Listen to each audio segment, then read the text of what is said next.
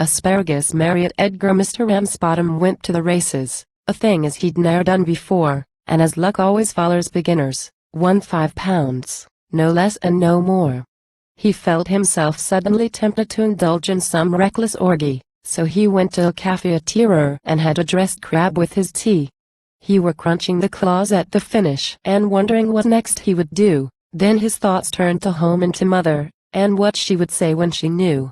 For mother were dead against racing and said as she thought 'twere a sin for people to gamble their money unless they were certain to win. These homely domestic reflections seemed to cast quite a gloom on Pa's day. He thought he'd best take home a present and square up the matter that way. 'Twere a bit of a job to decide on what best to select for this year, so he started to look in shop windows in hopes as he'd get some idea. He saw some strange stuff in a fruit shop like leeks with their knobby ends gone. It were done up in bundles like firewood. Said Pa to the shopman, "Quo. What's yon?"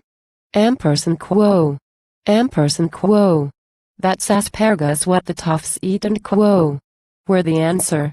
Said Pa and quo, "That'll suit, I'd best take a couple of bundles, for mother's a bobby for fruit." Quo.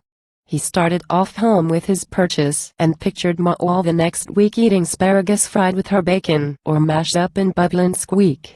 He knew when she heard he'd been racing she'd very nigh talk him to death, so he thought as he'd call in the local to strengthen his nerve and his breath.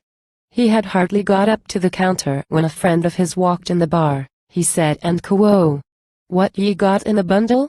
Quo. Quo. "A present for mother." Quo. Said Pennsylvania asparagus stuff what the toffs eat and quo. His friend said and quo, "It's a rum-looking plant, can I have the green ends for my rabbits?" Quo. Said Pa and quo, "Aye, cut off what you want."